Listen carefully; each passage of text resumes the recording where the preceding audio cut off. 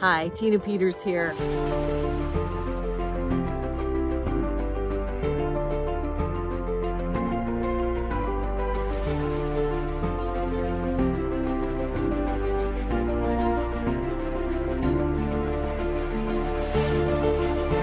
See, today they go after you if you're investigating sort of thing.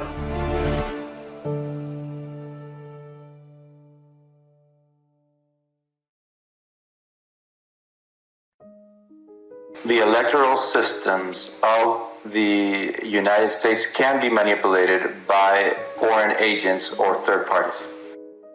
Are you in danger, physical danger, if your true identity is known? Yes, we configured the transmission systems and the tally systems. I was the national coordinator for voting machines. You examined the forensic image of the election management server that was used in the Mesa County 2020 election, correct? That's correct.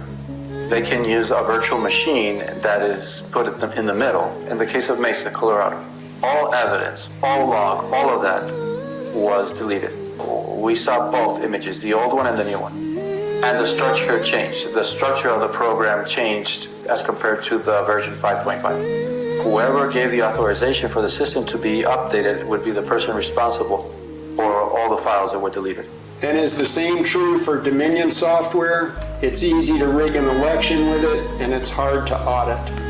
That is correct. It can allow you to inject votes without people knowing you did so. When you audit an election or when you audit a system, you will be auditing only that which the company wants you to see or what the electoral body wants you to see. It is in Serbia that they develop the programs that are then implemented here in the United States. Dominion's software is a software that has a lot of errors or bugs. But the reason why those errors are intentionally there is because they need it.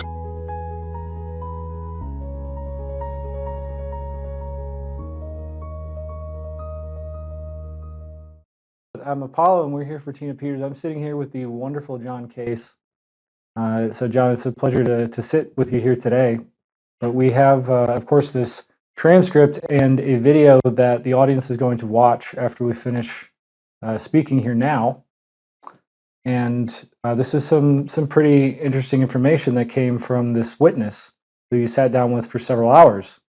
So I'll let you, introduce yourself and kind of cue this up. But I think this is pretty critical information to understand, especially as it relates to Tina Peters, given how many of these aspects to the motives behind her actions and the information that she was called a liar and a charlatan and a danger to the public for continuing to speak out on relates to her case and her sentencing, and certainly her being in prison still now, about a year later, while she has continued to be denied bail in a situation that just makes no sense in a free republic. Well, thank you, Apollo. It's good to be with you. I'm a lawyer representing Tina Peters, and my job is to present evidence in court and to the public that is truthful and verifiable. So when I learned that there was a witness whose identity, image, and voice and whereabouts must remain confidential because he's being hunted by people who want to take him out because of what he knows, I jumped at the opportunity to go and have a recorded, sworn statement under oath from the witness. So I did that. And the purpose was to assist Tina in her efforts to be released on bond from incarceration in the Colorado Department of Corrections in Pueblo, where she's currently housed. She sleeps on a steel bunk with a 2-inch foam mattress between her and the steel. And she's in a unit with people who've been convicted of homicide and dealing drugs and all kinds of unmentionable things. And Tina had never had a traffic ticket before the government prosecuted her in order to shut her up because she was criticizing the voting system in Colorado. What I learned from this witness is that the software used on Dominion voting systems in Colorado has the same basic structure as the Smartmatic software that was used to rig elections in Venezuela. And the witness who testified to this was a government official in Venezuela whose job was to create the war rooms and situation rooms that were used to monitor the election results. And then when the time was ripe, to inject fake votes into the system so that the government candidate would always win. Well, and I want to read just a piece so we cue this up. And I think most people don't understand, even before 2020 really happened, what I'm going to, it's beyond the scope of this discussion today. But as soon as Tina Peters was elected, there was already efforts that started immediately in order to get her removed because she had entered into a position that did not expect her to win. She was an outsider, and in many ways it's similar to Trump, and they were intent on making sure that they could continue their election cabal with some of these companies and these individuals who were surrounding her in the clerk's office, going up all the way through the attempt to recall her well before 2020, starting in 2018. And there's a lot that people don't understand just how much Tina Peters was dealing with. Because for most people, and largely because of the media on both sides, the story for Tina really starts with, with the 2020 election. And there's a lot more history to that. We're not going to get into that, but I do want to start, just so we jump into this interview.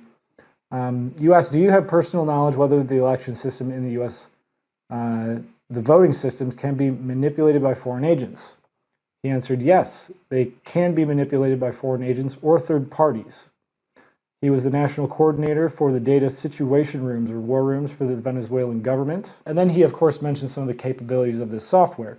This includes altering ballot images. These are things that were known through the Dominion manuals that others have come out and validated, at least as far as the technology goes. Some of the patents, including those tied back to Eric Coomer, some of the history between Sequoia and Smartmatic and Dominion has, of course, been fleshed out by, by American citizens. But we haven't really had someone who's come forward and said, I was in on it. This individual came and stated under oath to you that he was involved, that he was knowledgeable. He expressed intimate knowledge of the systems from an engineering standpoint and their capabilities, and the fact that those same vulnerabilities go into Dominion, and of course, specifically to the Mesa County image, which we'll talk a little bit more about as well. Those images were present, and that the trusted build that Tina Peters did an image of before they wiped the entire thing. The biggest thing that I really think this speaks to, which was done such an injustice to Tina by the judge and the way that her case was allowed to be presented, was this double standard, excuse me, where in sentencing, the judge railed on her. And this doesn't even speak yet to the constitutional issues like her free speech and some of the things that are being raised right now in the court with Judge Varhalik. But the information that was available to her and to others, information that others had brought to her, and the actions by the Secretary of State and others surrounding her regarding the elections led her to make an image. But in the courtroom, they said, no, we're not here to talk about elections. Judge Barrett made it very clear, no, we're not talking about that. We're here because of Tina Peters' misconduct and identity theft. But then as soon as it gets to sentencing, as soon as it gets to the public, how they perceive it, he was very explicit. You undermine confidence in our election systems. You undermine confidence in the government. Your voice is a danger. Her motives, which were never able to be articulated within the courtroom, are very much vindicated, on top of a large amount of evidence that we already have speaking to that. That's true. So the judge who sentenced Tina Peters to 9 years in prison and denied her bond on appeal said that her criticism of the voting system was lies, and those lies made her a danger to the community. And on that basis, he denied her bond on appeal.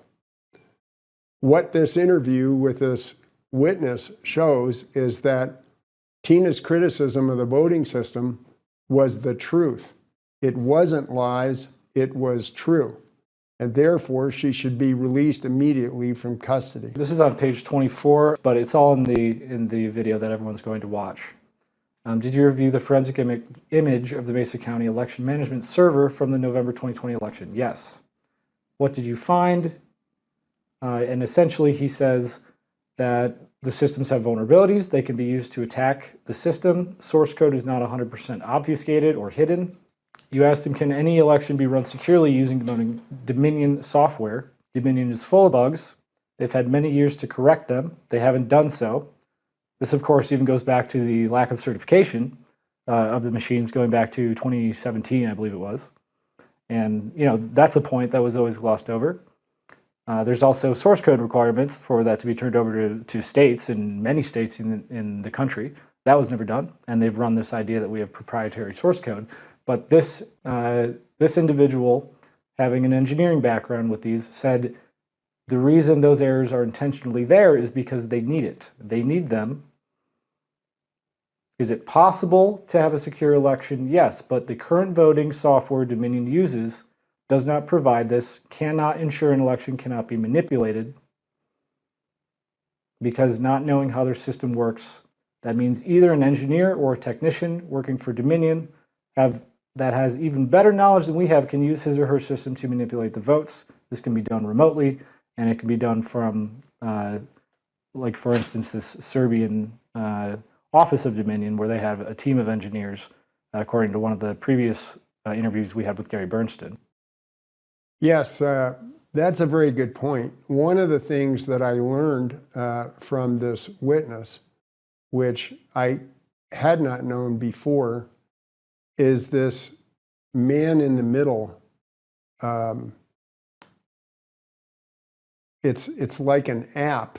I'm not a technical person, so I may not explain this correctly if your audience has a lot of technical knowledge. There will be some that might understand. I'm not exactly a technical wizard, but you know what he was essentially saying there are multiple ways to get in. And of course, these were things that were shown, you know, going up to the 2020 election, things that Tina Peters and others were raising concerns about. They had instances in multiple counties, multiple states in the country before then, during the 2020 election, and also during midterms and going up to 2024, where Dominion came in, remotely accessed systems, and this hypothetically couldn't have been done because they were running the idea that they're not connected to the internet.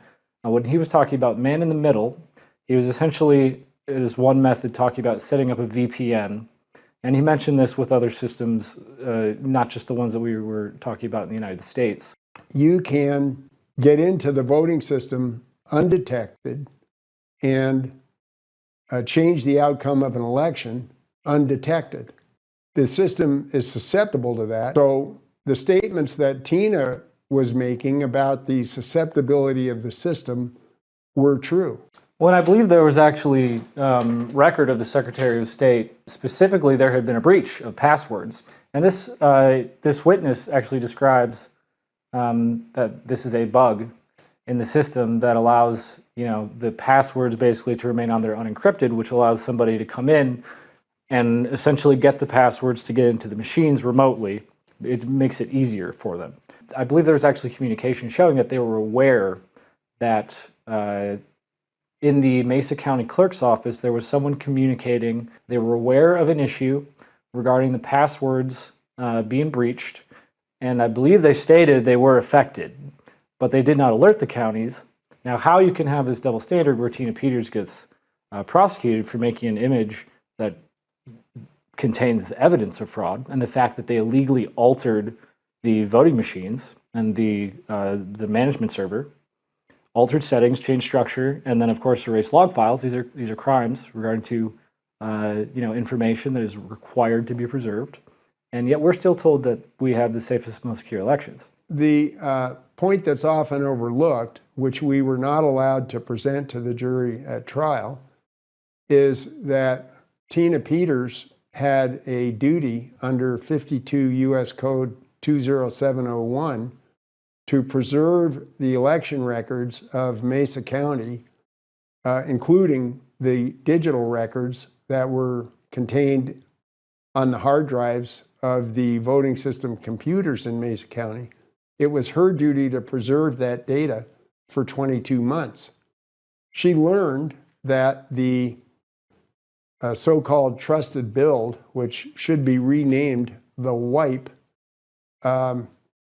she learned that the trusted build was going to destroy her ability to audit the November 2020 general election and to audit the April 6, 2021 Grand Junction municipal election. So she thought that her paramount duty was to federal law. And so what she did is engaged a computer cyber expert, Conan Hayes, to image the system before the evidence was destroyed by the Secretary of State. And then after the Secretary of State erased all of the election data in the system, then this consultant made a second image of the system, of the hard drive, and that second image showed that all of the data had been erased and the only thing left on the system was the new software. So when a person gets a Windows update for their computer, the update doesn't destroy all their data, it just makes an update to the software and the system continues to run using the same data. The data is not wiped out when the way you update a computer, it doesn't wipe the data. But the way the Secretary of State and Dominion voting systems updates the voting system, it wipes out all the data that federal law requires to be preserved. But what it really comes down to is Tina Peters did her job. That's all she did. And she did so oftentimes being fought with not much more than COVID guidance. She simply did her job, preserved records that she was required to by law.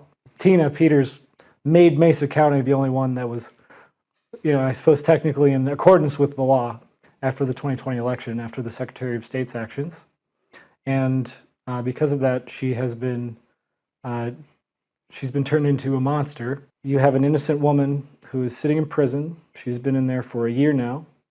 As you mentioned earlier, not a fun prison, not a Martha Stewart prison, but a real one with some very bad people around her. Yeah, her cell, by the way, is 7 feet by 10 feet with a 6-foot double, two-tier bunk. So her roommate sleeps on the top and Tina sleeps on the bottom bunk. And it is so narrow when you include the bunk and the desk that's in there, that when Tina wants to go out the door to use the restroom, her roommate has to get into bed, so there'll be room for Tina to get between the bunk and the desk to get out the door. It's pretty awful. And she's 70 years old and not in good health. Yeah. And they have refused to give her a mattress that that would accommodate her fibromyalgia condition, which she has as the result of multiple rear-end collisions where she was rear-ended by somebody else. So she has ongoing musculoskeletal issues and pain because of that. Yeah, it's been a real challenge for her to be in there. One of the most inspiring things is that, to me anyway, is that this woman who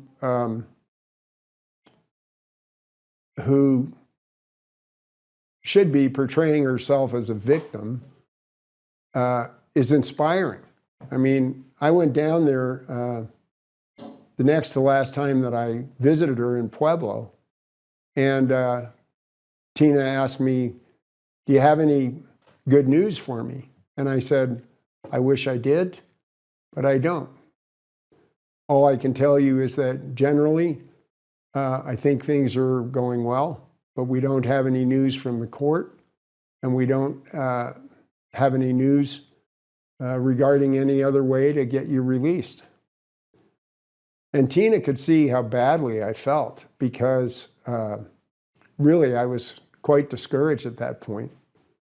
And so she said this beautiful prayer for me and the legal team and for our families. She knows my wife, and you know, she said a prayer for all of us that are trying to help her. It was quite moving. Yeah, she's an amazing woman. Every time, you know, she has some bad days, and it's more like irritation, like, oh, Yes. this, you know, these ladies in here, I just don't understand why they act that way. But you know, she's never once said anything cruel to anybody. Yeah. She literally has had her life ripped apart.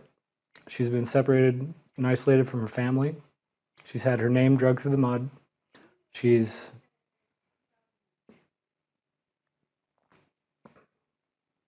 you know, just for doing her job. And most of the times that we talk, and you know, so many others, she ends up praying for you or praying for somebody else, or you know, talking about the blessings that she has and how much she wants to help other people. She's talked to us so many times about how she wants to help the people who are in prison.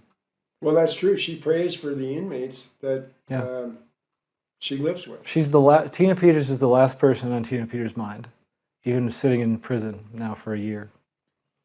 And I want everyone to know too, this is, you know, it's difficult, and there's been obviously a lot of Tina's name going around. I'm not going to, you know, get into anything specific, but Tina has a lot of legal bills and a lot of expenses that have not been paid.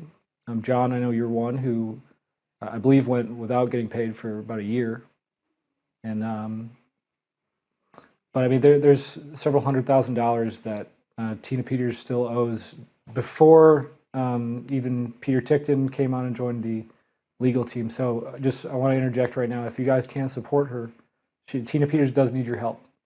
And if you can go on her website, tinapeters.us, you'll find there's a link for her legal defense fund.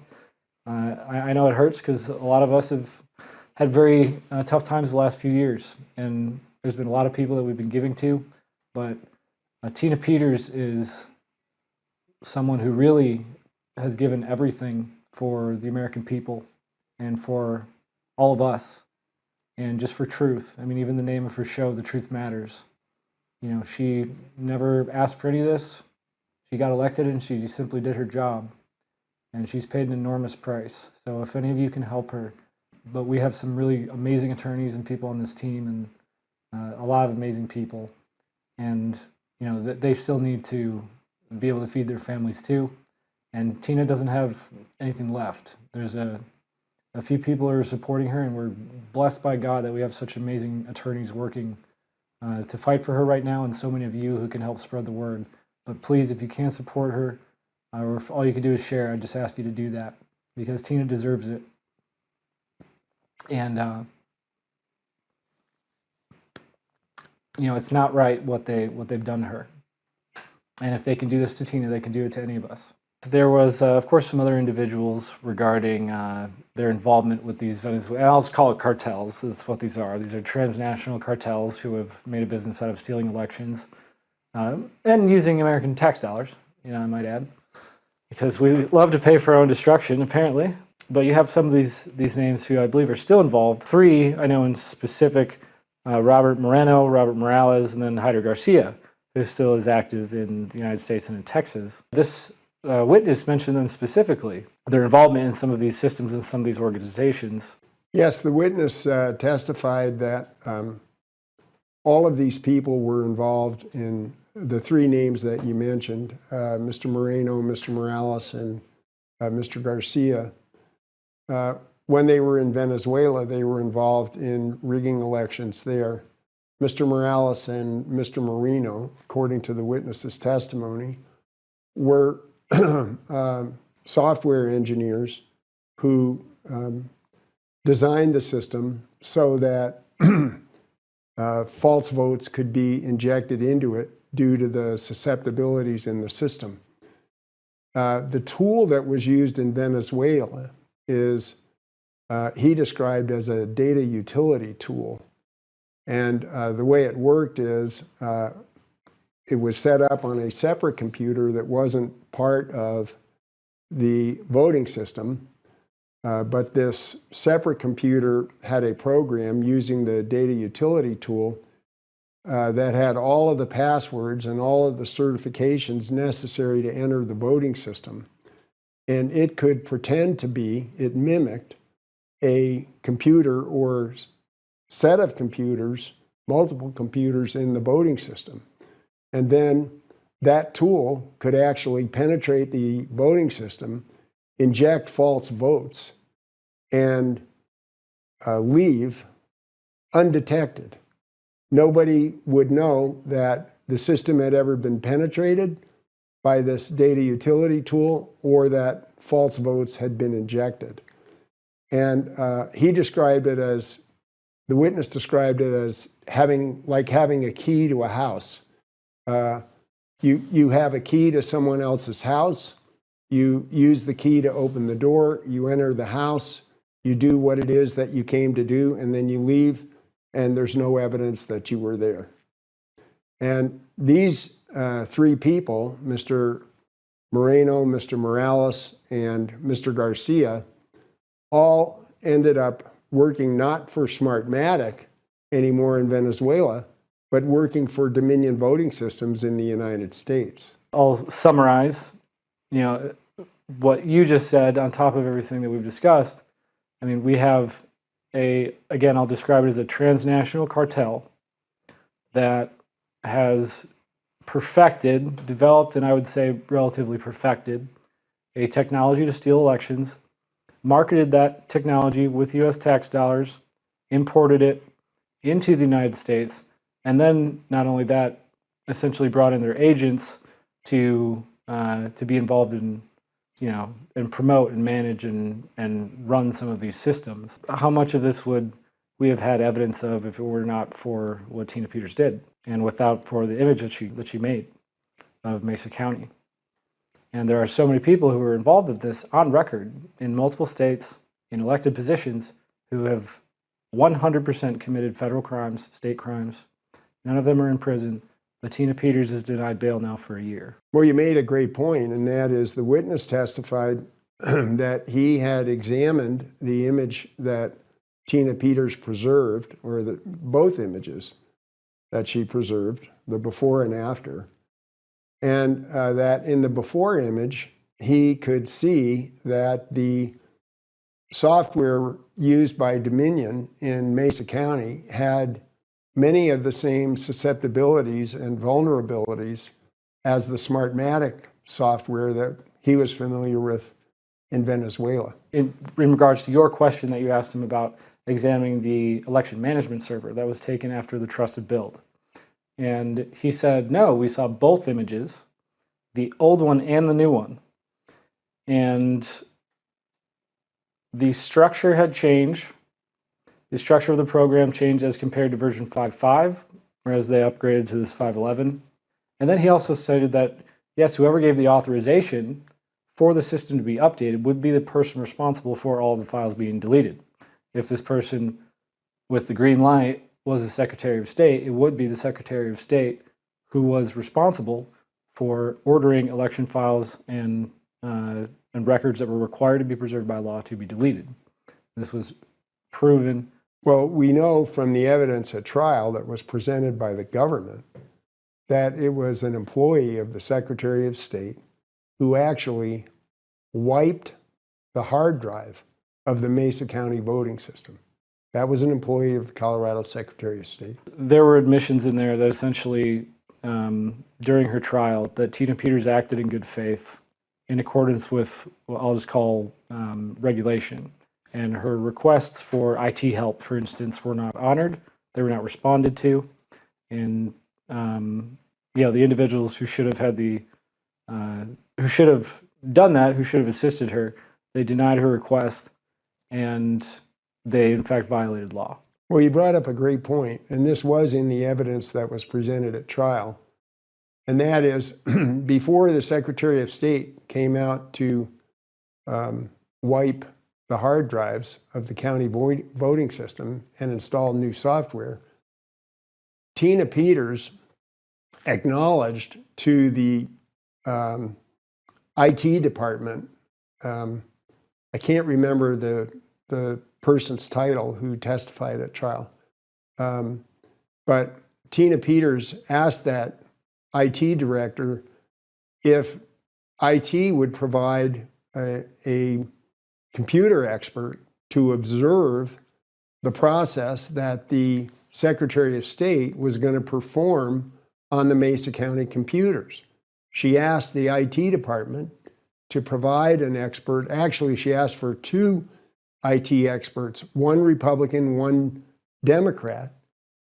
And the witness testified at trial that they had 17 IT employees, but they couldn't spare one to observe this process that was going to be performed by the Secretary of State. The witness's name was Lana Jordan. A lot of this information people have heard before and in various ways. What is unique today, sitting here, and what the audience is about to see is somebody real who has very real experience, has testified under oath. According to his testimony, has been speaking with people in the Department of Justice since last year, for about 18 months ago now. This is real. This is someone who has key experience, who has been involved in specifically rigging elections, specifically using this software, and has knowledge of people who are currently involved in elections processes in the United States. Yes, one reason I think that this witness testimony is so important is that he is, first of all, a computer technology and elections systems expert. No question about his ability, and you can see it in his careful and accurate responses to the questions in the transcript. This is not somebody who is here to present a right-wing challenge to the 2020 election. He's not a hired gun expert. He's not an American. So his testimony is unique for that reason. So far, the only experts that I had talked to about these issues with the computer voting system were all born in the US, educated in the US, trained in the US, and were very strong in their opinions that the voting system was susceptible. But they were all disbelieved by and attacked by mainstream media for their opinions. This person is not one of them. This witness was trained in Venezuela. He was in on the rig from the beginning. He knew about the creation of software through the Smartmatic company. That Smartmatic received $250,000, this is what the witness testified to, from the Venezuelan government.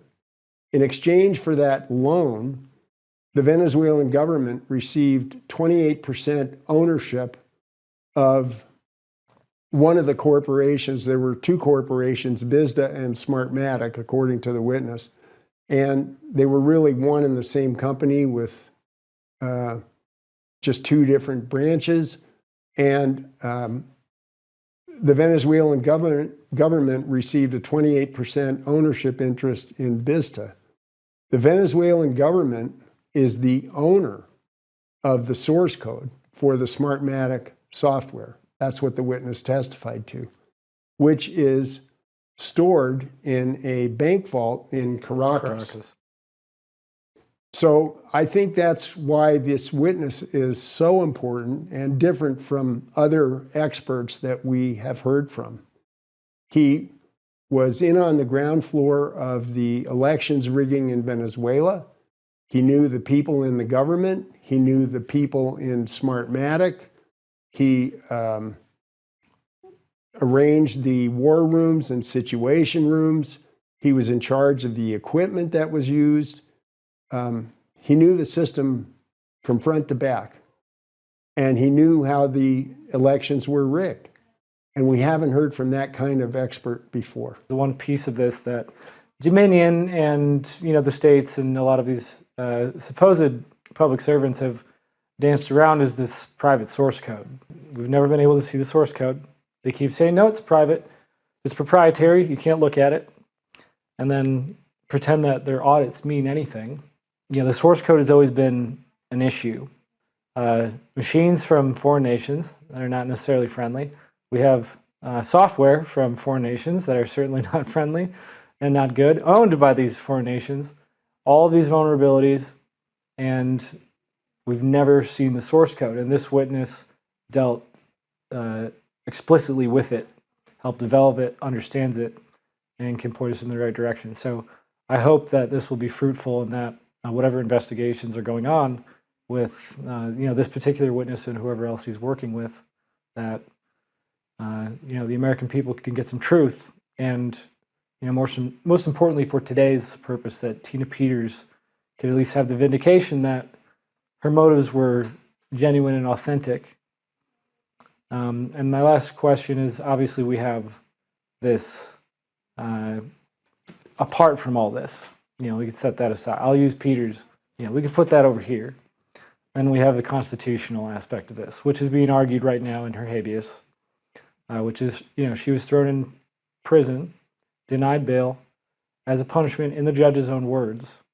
That is, of course, still being argued, but that is a big issue that affects all Americans, because not only do we not have a voice in our elections, but as they've shown us with Tina Peters, they have no qualms, and this judge certainly, destroying your voice, robbing you of any constitutional right that they see fit.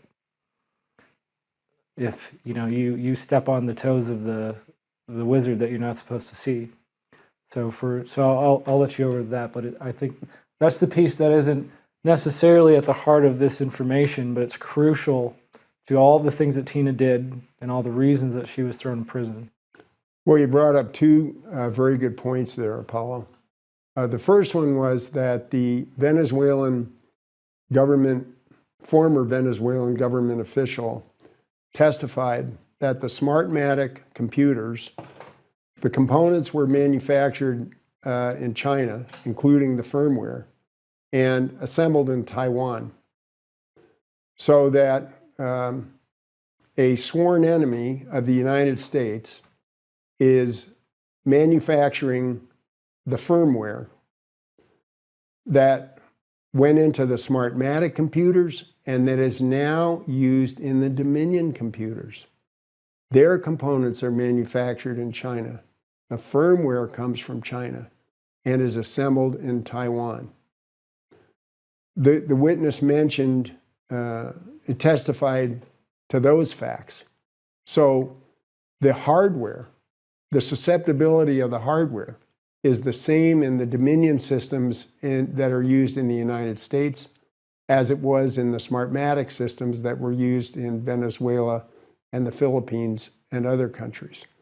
The second point that you brought up is about the First Amendment issue in Tina's case. The judge, it was startling what the court said at sentencing. He said in so many words, I am putting you in prison and denying you bond because the things you say make you a danger to the community, which violates the clear case law from the United States Supreme Court and the Colorado Supreme Court. the case law that says you cannot prosecute somebody for speech. Only in the circumstance where what a person says is likely to lead to imminent violence, then you can ban it. But you can't ban speech that doesn't lead to immediate violence. And Tina's speech had nothing to do with violence. It was just criticism of the voting system. It was procedure, transparency, accountability. That's all she said. Tina had the guts to speak up when other people were afraid.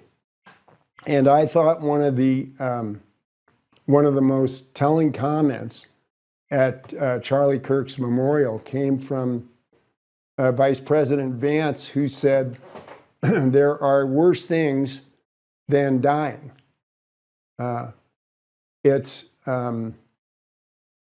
Facing a gunman is easier than living in fear that you will be prosecuted for telling the truth. As far as free speech goes, I think this is one of the most alarming. And again, I want to thank you, John, for the work that you're doing, and for the entire team, because there's a lot of great people who are working very hard. And just the audience, I just ask you, please make sure that you share this. Tina hasn't been on her own show in quite some time. Tina asked us, please don't let my show die. She says the truth matters, and just please keep my show going so that I have a voice. Your voice is important. Right now, all of you are Tina's voice. She's had her freedom, she's had her voice stolen, and like you just said, John, explicitly for using it. So I just ask all of you, please share this information. Please pay close attention to what you're going to watch now, and pray for our country. Pray for Tina if you can support her. Support the the team, and of course the hefty legal bills that Tina still has to shoulder while she's locked up. Please go to tinapeters.us. Anything that you can help out. Tina has asked me to thank all of you in advance, and for for being patriots. So remember to use your voice. John, I'll give you the final word, and then we'll roll to the interview. Well, thank you, Apollo, for the chance to speak for Tina. And I do this as Tina's lawyer in connection with the pending federal case to have her released on bond. And part of my representation includes the duty to present truthful, verifiable information, not only to the court, but to the public. Because our court systems are open to the public. And this evidence belongs to the public. And thank you for having me. Amen. Thank you, John. My name is John Case. I'm a lawyer representing Tina Peters. I'm investigating whether foreign agents manipulated computer voting systems in U.S. elections. Sir, do you have personal knowledge whether or not the election systems in the United States, the voting systems, can be manipulated by foreign agents? The electoral systems of the United States can be manipulated by foreign agents or third parties. Are you in danger, physical danger, if your true identity is known? Yes. In order to protect your safety, have you and I agreed that your identity will be redacted in the final transcript of your testimony, and that your face will be disguised and your voice will be altered by technology? That is correct. Have you received any money or thing of value in exchange for your testimony today? No, not at all. Have you been promised any money or thing of value in exchange for your testimony today? No, not at all. Can you tell us about your expertise in voting system computers? I have 20 years of experience in electoral systems. Experience comes from Venezuela from 2003 onward, where we received for the first time and we configured the Smartmatic systems for the first time in Venezuela. We configured the transmission systems and the tally systems. I was the national coordinator for voting machines. I was the national coordinator for national data, and I worked in the creation of situation rooms or war rooms for the Venezuelans. You were the national coordinator for data situation rooms or war rooms for the Venezuelan government? Yes, I was a person in charge in the situation rooms for the Venezuelan government. Is the situation room called a war room? That is correct. Who was present in the war room during an election? The President of the Republic, the Vice President, they could either be there in person or via call. The main ministers of the country are there, and the President of Congress, or what is called the National Assembly. In the specific case of Venezuela, it would be Diosdado Cabello, Jorge Rodriguez, Delcy Rodriguez, Rafael Ramirez as the president of the oil industry. High-level military personnel. Those are the ones that are in these situation rooms or war room. And were you personally present in the Venezuelan war room with the people that you just named during elections in Venezuela? I worked together with them from 2004 to 2016. And when was the last time that you were in the war room in Venezuela during an election? What year was that? 2015. Briefly describe your expertise in computer technology. My high school degree is T degree. That's how we call it in Venezuela. Aside from that, I went to the university to study telecommunications. Even though I didn't end up graduating on that, I studied telecommunication, business administration, and journalism. I'm knowledgeable regarding programming systems, operating systems such as Windows, Linux, and in telecommunications in general to be able to transmit the votes. What were you responsible for doing in Venezuelan elections between 2003 and 2016? I was responsible for configuring the voting equipment. I was responsible for configuring the electoral manager system, responsible for the transmission systems, responsible for the electoral system audits, along with the Carter Center and the European Union. On top of that, I was, after that, responsible for the data centers, where we keep all the information of the voter records, biometric systems, and the electoral systems for an election day. Counselor, this is the interpreter. The interpreter was somewhat unclear in the last answer of the witness, whether he meant the election systems, where we keep the election systems that were used during election days, prior election days, or to be used for future election days.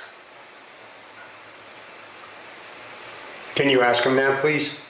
I meant the general system where you keep the backups for prior elections and where you would set up future elections.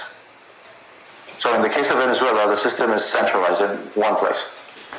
It's very similar to what is done here in the United States, except for that each county has its own system and they operate very much independently. In Latin America, our countries have just a single voting system. In the United States has over 3,000. Are you familiar with a ministry in Venezuela called the National Electoral Council? Yes, I was an employee of the National Electoral Council. And was it as an employee of the National Electoral Council that you set up the war room to manage the elections in Venezuela? That is correct. Did you also set up or direct others under your supervision to set up situation rooms in the states throughout Venezuela? Correct. We would create manuals so that they can replicate the rooms and then send over the data to the main room. So each state in Venezuela had its own situation room where election data would be transmitted to the war room. Is that correct? Each individual monitors his state and then sends over the status to the main room. That's why you have the ministers for the administration in each one of the different rooms, because each minister is responsible for a certain number of states in the country. Were the results of elections manipulated in Venezuela while you worked for the National Electoral Council? That is correct. How were election results manipulated?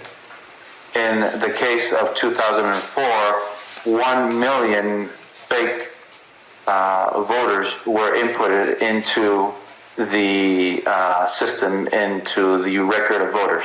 And then the electoral system was used in order to designate who each citizen had voted for. Sorry, the interpreter would like to make a correction. And the electoral system was used to determine who each citizen had voted for, that the government later on used to be able to persecute those that were not within its ranks. In 2006, a tool was used. The tool was called SAES, AES Data Util. Can you explain how SAES works? SAES Data Util is a tool that allows you to do a general test of the entire electoral system. In order for you to test the entire system, you need to input the different credentials and also the certifications for the particular election. And this tool allows you to emulate voting machines in order to then transmit the votes. Was SAES used in Venezuela to manipulate the outcome of elections, to change the results? That is correct. It is used by the technology directors. In this case, his name, Ardo Hernandez. Later on, it was used by Diosdado Cabello's cousin. His name is Luis Campos Cabello. And how did they use SAES to manipulate Venezuelan elections? By using a statistical system, knowing the elector's behavior,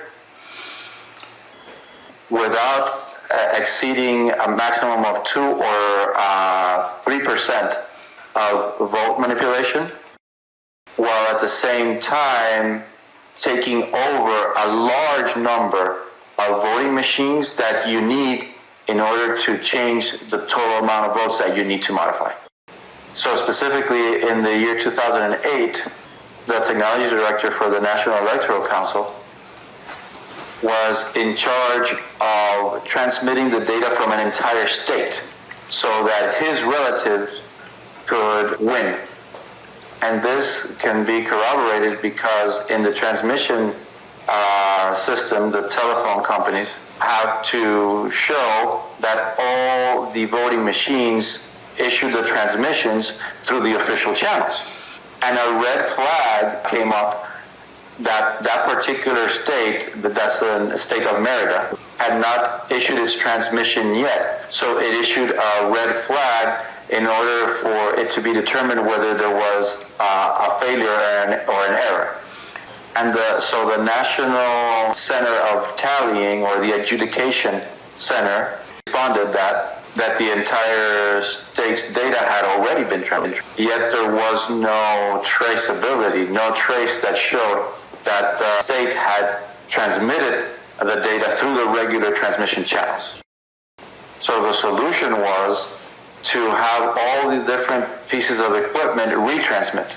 But nevertheless, that would not change the the final tally because the tally was already there. And all the technical reports regarding these errors or failures were handed over to the military personnel. So they used SAIS data utility tool to transmit the entire information for the entire date because you can use it to transmit correctly all the state's data. This is supposed to be a tool that for its normal usage is supposed to allow you to test the integrity of a system. For when it's misused, it can allow you to inject votes without people knowing you did so. I need to interrupt and point out that when the witness says size, it's an abbreviation, SAES. Gotcha. And can you tell us what SAES stands for? It's automated system of elections or something similar. It's like a centralized electoral system. It stands for automated system of elections or something like that. That applies for the entire line of products from the Smartmatic company. Every product is called SAIS. So in Venezuela, we had SAIS 3000, 3300, SAIS 4000, and in the United States, they used SAIS 3367 for the Chicago, Illinois machine where President Obama in the 2006 elections cast his vote. Is there a data utility feature of SAES? So there's a tool. Aside from the system itself, there's a tool called SAIS Data Util that allows me to test the entire system. In general, any company providing election systems needs to have such tool because they need to be able to prove the integrity of the system. Can the SAES data utility tool be used to manipulate election results? That is correct. How does that work? So in the case of Venezuela, this tool has been designed for the SAIS system. So now if my system is integrated with an external system, I have to then adapt my tool to be able to test all the elements of my system plus the elements of the other system that is being integrated with my system. Well, then this happened in 2005 when Smartmatic of Venezuelan government, who owns the source code, the source code belongs to the government, made an integration with the American company called Sequoia voting systems when it was acquired in the year 2005. To then bring to pass the elections, carried out the elections in Chicago, Illinois in 2006. Then lending or selling its technology to Dominion voting systems in the year 2010. Meaning that I need to have a tool to test the integrity of the system, and I adapt that tool to the different integrations. So that's why I'm saying that you would adapt the tool to each one of the systems, because each system has a different way in which it writes to the databases and different processes. Is auditing an election part of the Smartmatic software?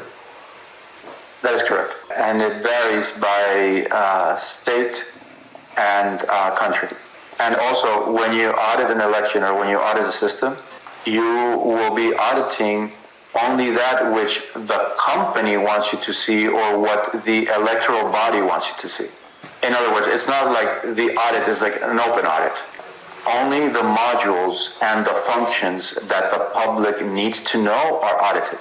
That is why you have been unable to detect whether a library has been hidden, has been locked, or if it can be manipulated. You are not auditing tools like this one either, like SAIS Data Utility, which are tools that allow you to inject votes. So people end up not knowing what the tool's actual purpose or utility is. So if an audit discovers a problem, was there a strategy of how to explain that to the public? No, because you would never show the public the errors of the system. You would only show the functionality of it. That you could find out who people voted for. And by 2005, there was a modification made, but that was the only thing. What was the role of human error in terms of public relations? How did human error figure into the public relations of Smartmatic?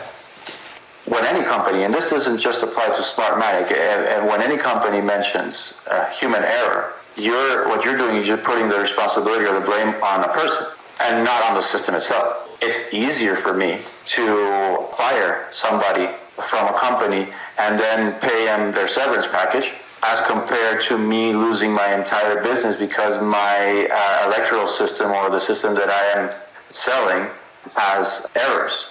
I would end up losing everything. That's why you can read up how all these different electoral companies, they're always alleging human errors here and there. Therefore, for any type of manipulation of elections, you need to have the company to provide the service because they are the ones that know how their own system works.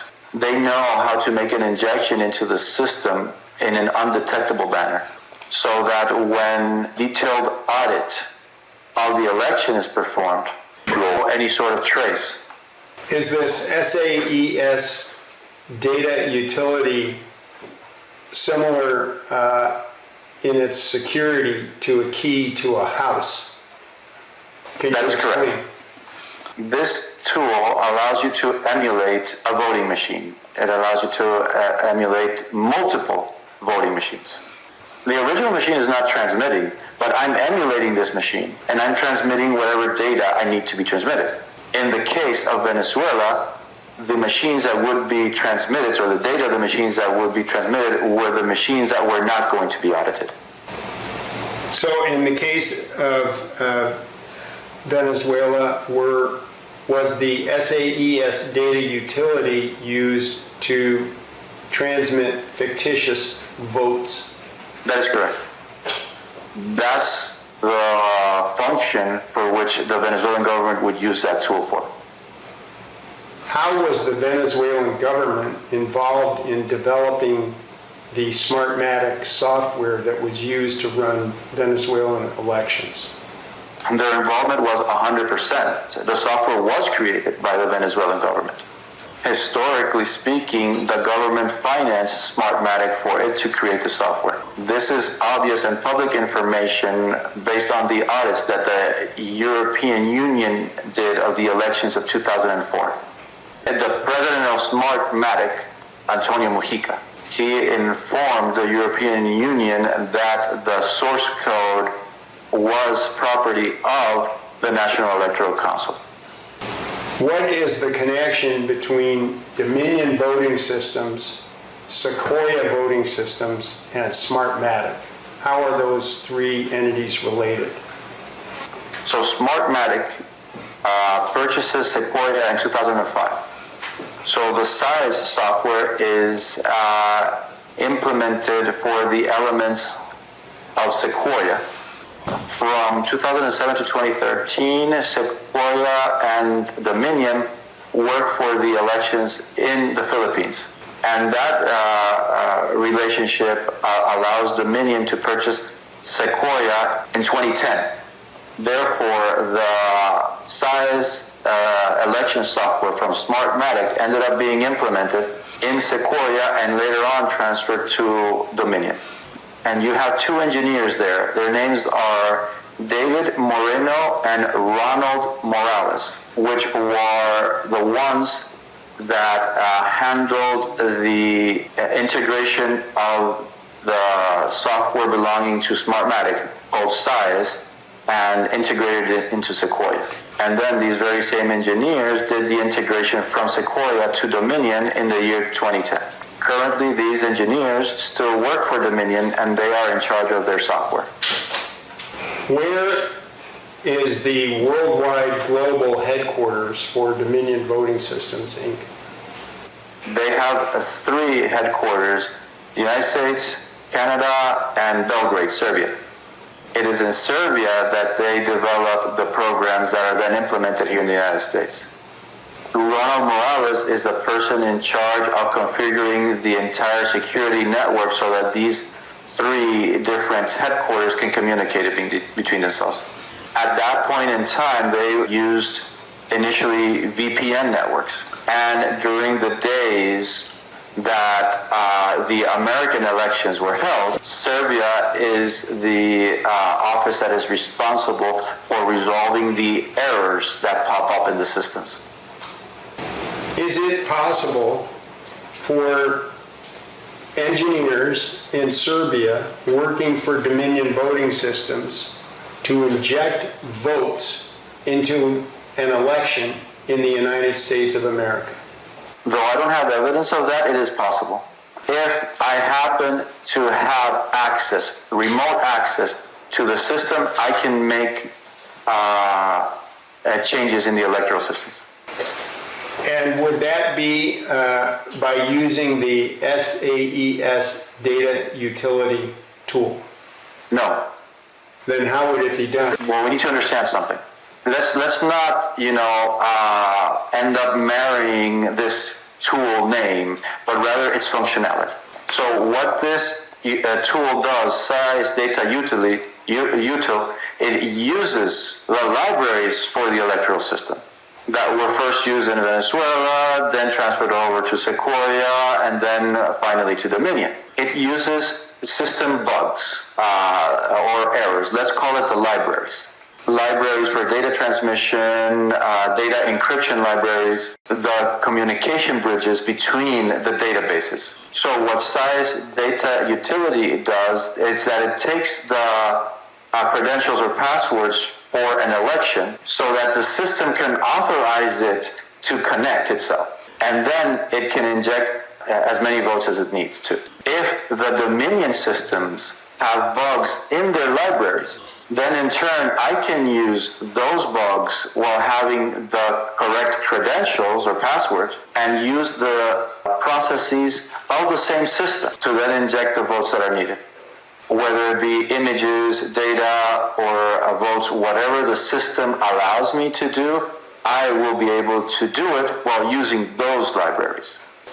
Did you review the forensic image of the Mesa County election management server from the November 2020 election? I did. And what did you find in your examination of that forensic image? That the electoral systems of Dominion have vulnerabilities that can be used to attack the system. Its source code is not 100% obfuscated or hidden.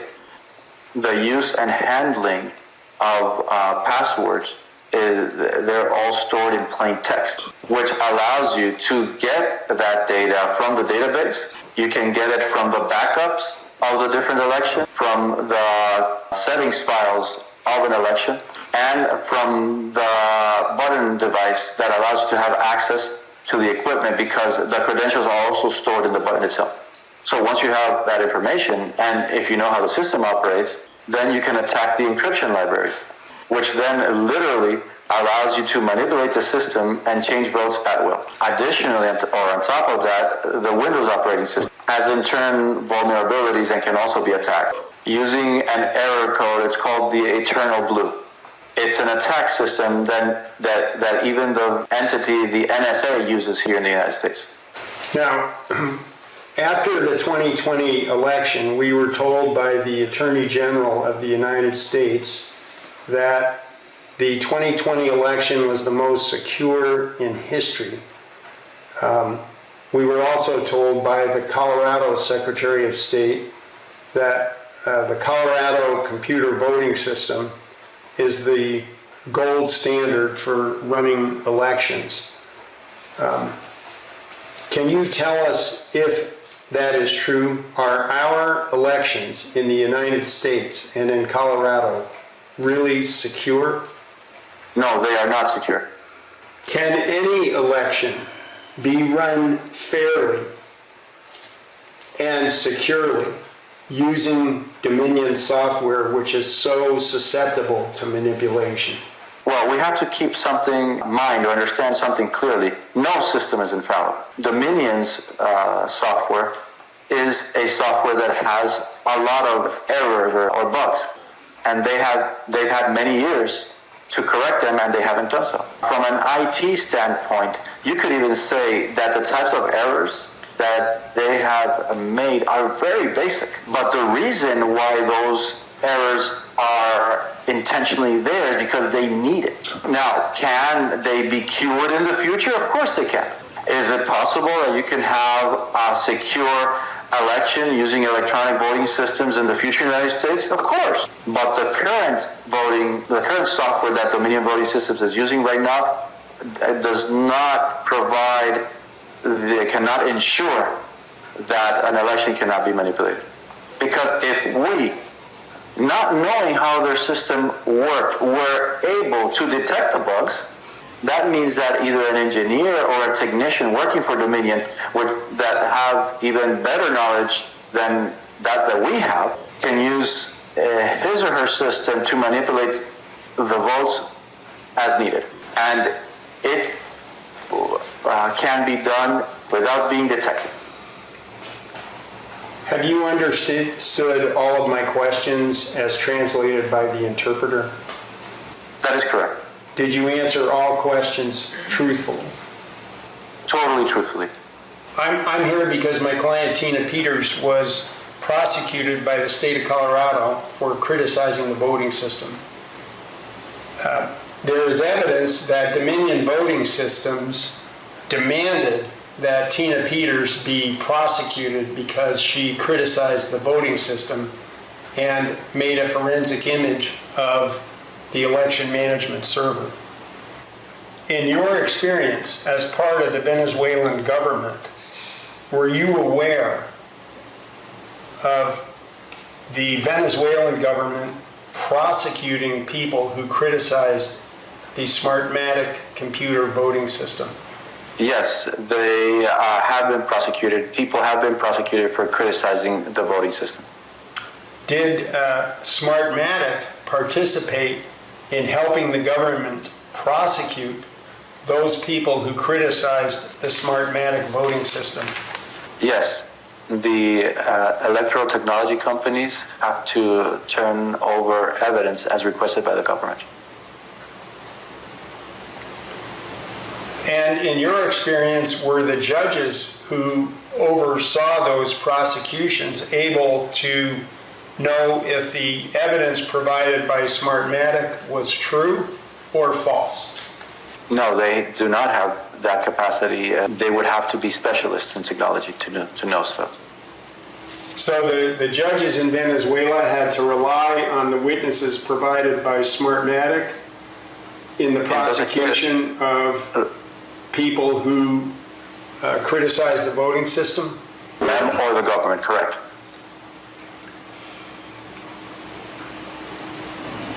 Now, when you worked for the Venezuelan government between 2003 and 2016, did you meet with any officials who were from Cuba?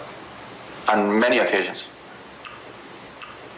And how is it that you met with Cuban officials on many occasions in your role in managing the Smartmatic voting system in Venezuela?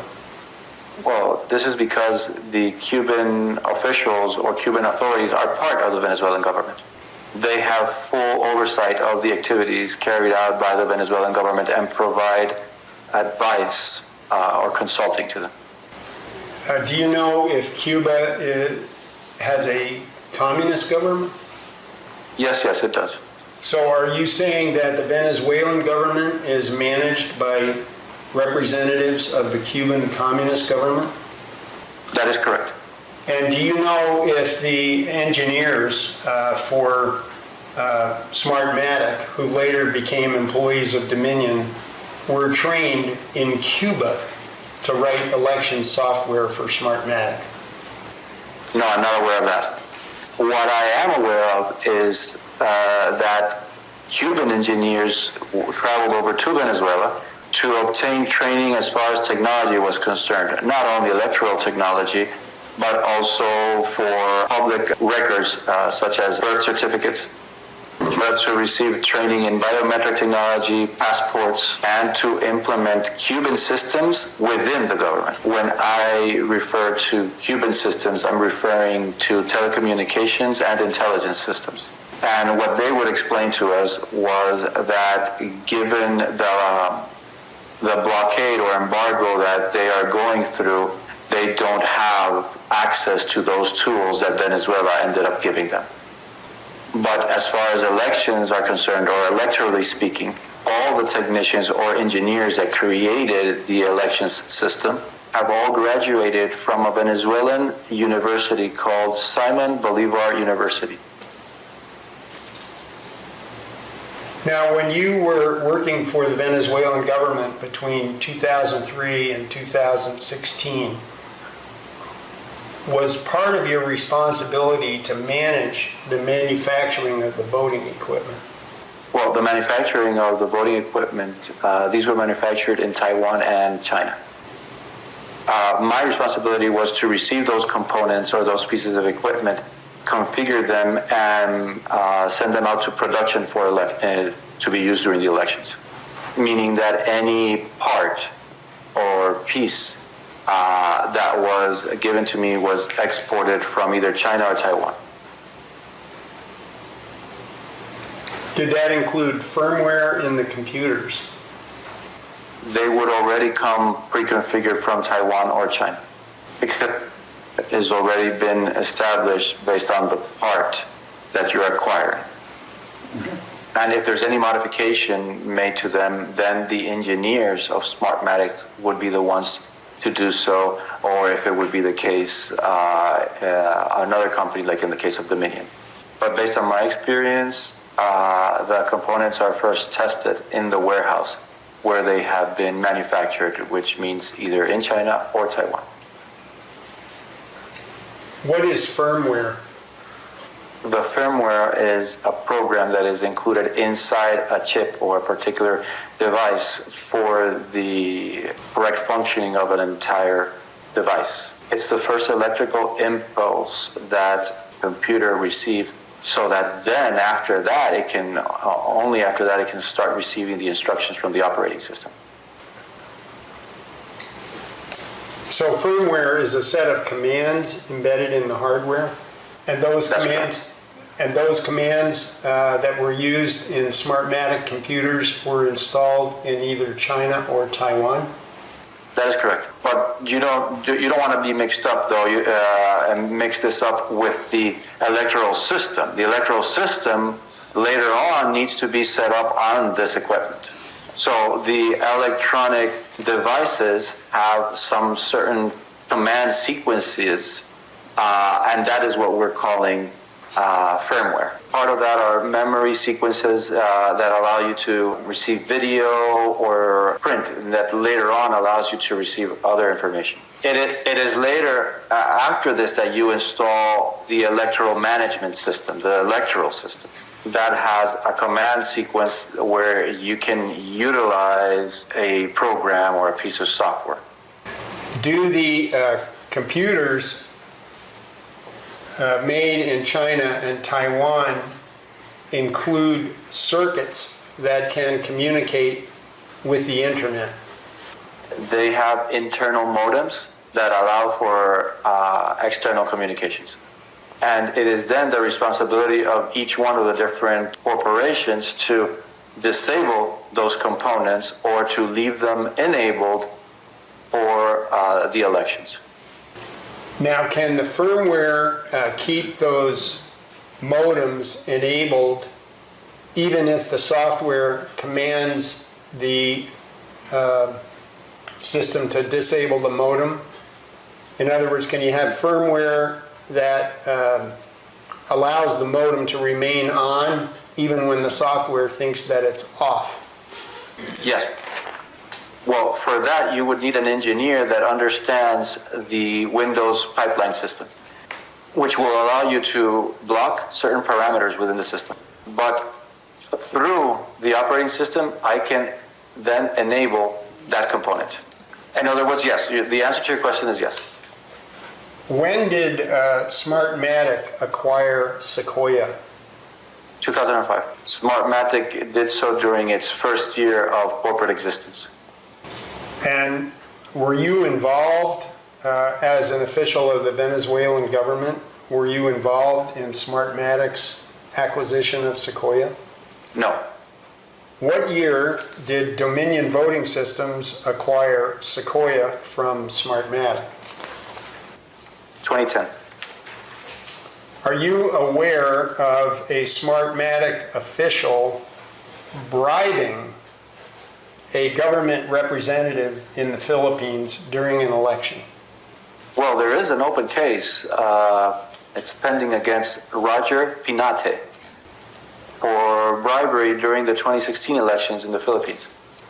I mean, I'm just talking about publicly known cases of bribery, because in Venezuela, Smartmatic worked hand in hand with the Venezuelan government.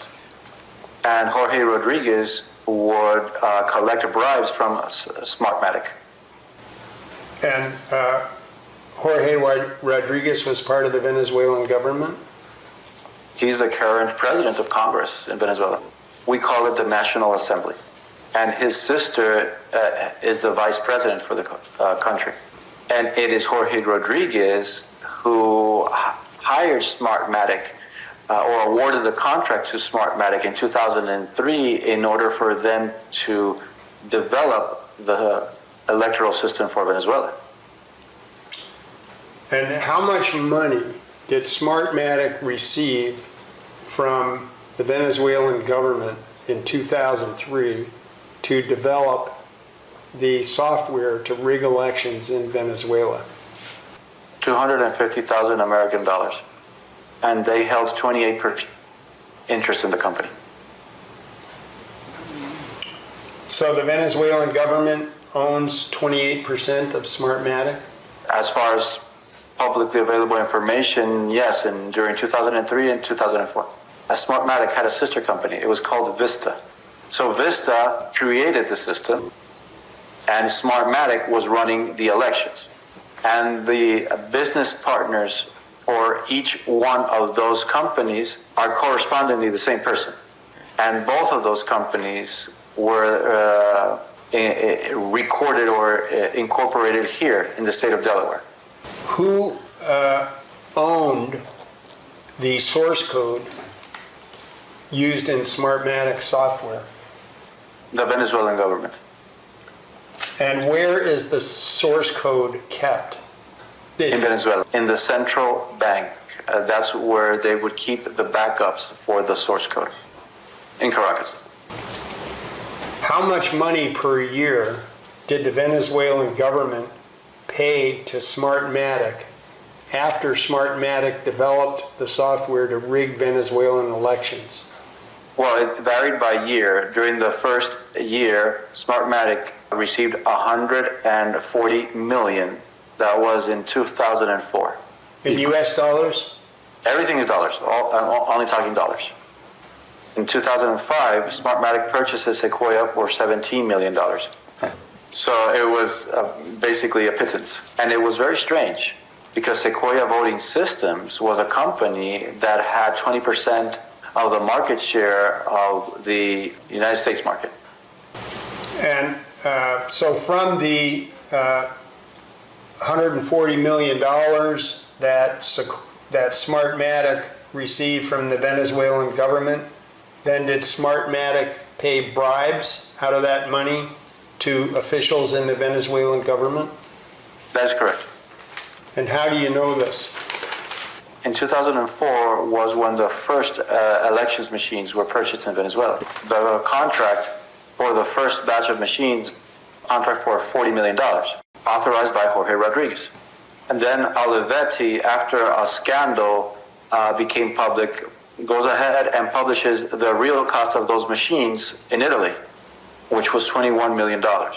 So add another $19 million on top of that. Those were to pay bribes to the people within the Venezuelan government. And this was explained by Jorge Rodriguez himself in a meeting where I was present. because I worked there. We were the part of the technical team from the National Electoral Council for the coordination of all the elections. I want to ask you a few questions about log files. Can you tell us what a log file is? A log on an IT level and anywhere is a record of what each one of the machines is doing. It's the absolute evidence that a machine has performed a certain process. And that record must be maintained in order for you to be able to verify if any sort of equipment is functioning appropriately. This not only applies to a piece of equipment, but also to a system, to a piece of software. Because you have operating system logs that tell you about the components within the machines, and they are system logs, which inform me about the behavior of the system. If my computer or electoral system uses systems, I will have 7 different logs. Did the Smartmatic computer voting system, was the operating system Windows? For the voting machines, yes, it was Windows. The tally system or vote counting system had been built on Linux, but it doesn't mean that because you have a change in the operating system, you can't maintain the logic within the systems. So did you examined the forensic image of the election management server that was used in the Mesa County 2020 election, correct? That's correct. Did you notice the settings on the size of the Windows log files in the Windows operating system? I don't recall, but it is part of the report that we created, and I can get that to you. But I seem to remember that it was too small. The size was too small for what it needed to do. When I talk about small in size or very little space, I mean that on a programming, you assign a certain disk space or memory space for the log to be stored in. And that's going to give you an X number of lines so that a log or a record can be kept. And depending on what the setting is, once the log gets full, it starts rewriting over it and deleting evidence. That's why I believe their settings were too small, and we talked about this with our team, and we thought that it wasn't going to have enough space to be able to keep all the logs throughout the election. In the case of Venezuela, elections are just one day. But in the United States, elections last over 20 days. Therefore, the space allocation for the logs have to be large enough to be able to allow for the storage of all the different days or activity during the days of the election. And that evidence or logs should be kept as a backup in a database. Those are the standard procedures that should be followed. Now, are you familiar with the manual for the Dominion voting system? Yes, we read the voting system manual, and it has many chapters because there is a manual for each module of the system. Now, I don't want to put words in your mouth, but if I can remind you, does the Dominion voting system manual that you read with your own eyes specify to set the log file size at 20 megabytes? I believe so. In the event that 20 megabyte file fills up with information, then does the Dominion manual allow you to designate what should happen next when that file gets full? It does not say so because the Dominion's manual only tells you how to set that setting. The manual has no instructions on how to solve problems that could occur during a given election. For you to verify that a log record has been poorly configured is for someone to point out that the log files have been rewritten.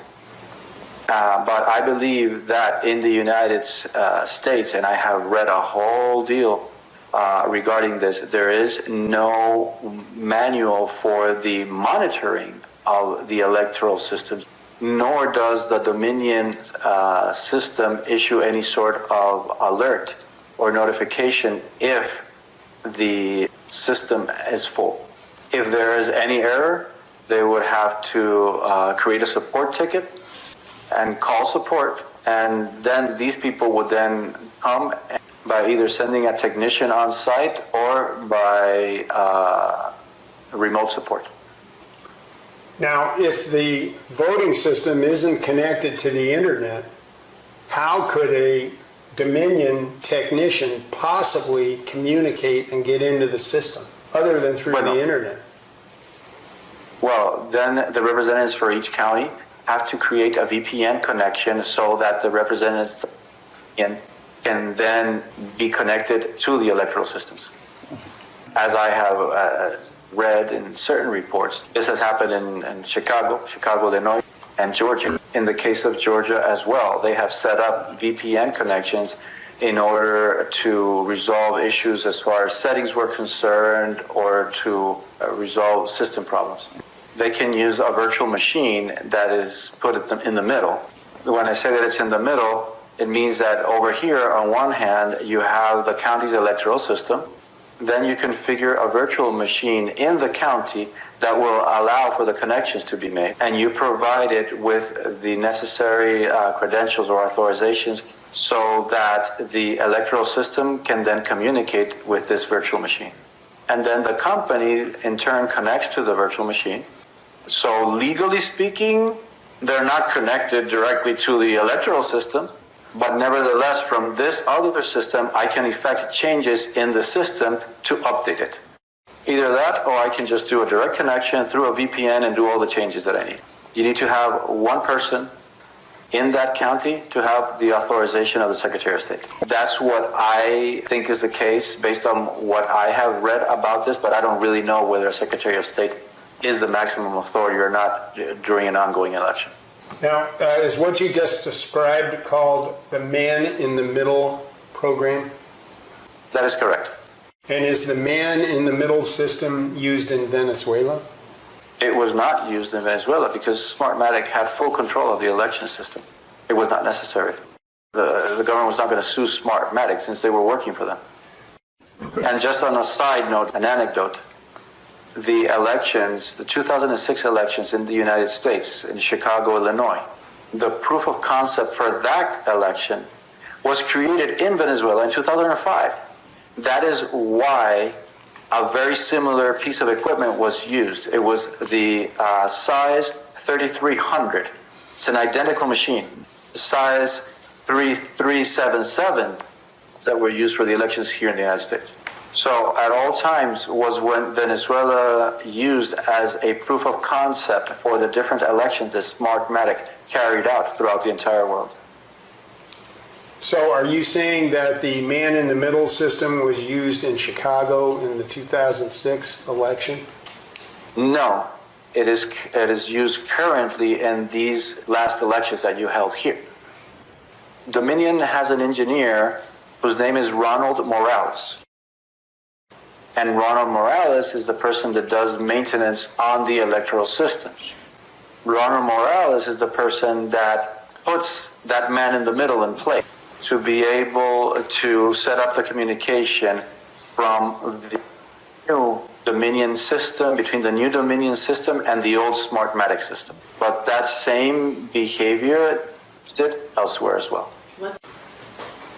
Was there a problem when the computer equipment changed and became more modern and Dominion was still running old Smartmatic based software on the new computer equipment coming out of China and Taiwan? That is correct. They use that because they need the county to authorize certain updates on the systems. So for example, in the case of Mesa, Colorado, let's see there, it was 5.11.55. Okay, so the 2020 election was done with version 5.5. and then they updated the system to version 5.11. When they did that update, all the old data was deleted because they are overwritten. It is written on top of that. So at that point in time, you can no longer carry out a formal audit because you no longer have the original machine. All evidence, all log, all of that was deleted. And what you just referred to is when the Colorado Secretary of State performed what's called a trusted build in Mesa County on May 25th and 26th of 2021. The Secretary of State erased all of the records of the 2020 election that was preserved on that Mesa County election management server. Is that correct? That is correct. I didn't know the dates that you were mentioning, but yes, that is correct. So you examined the image of the Mesa County election management server that was taken after the trusted build. Is that correct? No, we saw both images, the old one and the new one. Correct. In the new image, all of the data was gone except new software. True? And the structure changed. The structure of the program changed as compared to the version 5.5. Now, so far as you are aware, is it a law that the system must preserve the records from the previous election for a certain period of time? I believe it's 18 months. Well, just so the record's clear, are you aware of 52 U.S. Code Section 20701, which requires every officer of election to preserve all election records, including electronic records, for 22 months after each election? Correct, yes, we knew that. And based on your examination of the forensic images from Mesa County, it's your testimony that the Colorado Secretary of State erased all records of the 2020 election when they installed new software in May of 2021. Is that true? Whoever gave the authorization, whoever gave the authorization for the system to be updated would be the person responsible for all the files that were deleted. If the person giving the green light was the Secretary of State, then it would be the Secretary of State. If it's the person that's in charge of the elections, then it would be the person that's in charge of the elections.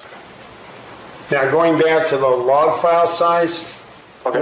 what you've told us is that the Dominion system was configured so that when the log files got full, they just overwrote the information that was already in the log file. True? Of course, these are standard settings, standard configurations. So while the system was operating during the 2020 election, it was actually writing over the data from the election. It rewrites the day-to-day of an election. So let's say it becomes full, then the next day gets overwritten on top of that. And so when you have an election that lasts for several days, it becomes impossible to audit the full election because the records are being erased after they are written. True? That is true. And so that is a capability that is built into the Dominion software, correct? That it overwrites election records while the election is going on. That is correct. If the machine is operational and it is operating, it will record on top of the log that is already there. And that is part of the Dominion software that allows it to erase records while the election is going on. True? That's correct. And is that same capability in the Smartmatic software that was created in Venezuela to rig elections? That's not how it was configured over in Venezuela.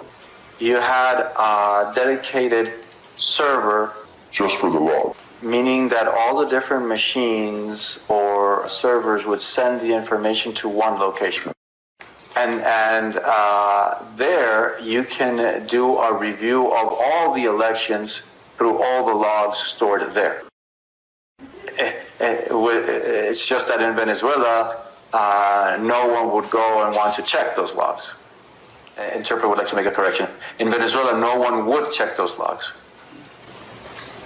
Yes, can you tell us about the transmission capabilities and methods of the telecommunications system that was used in Venezuela during elections when you worked for the Venezuelan government?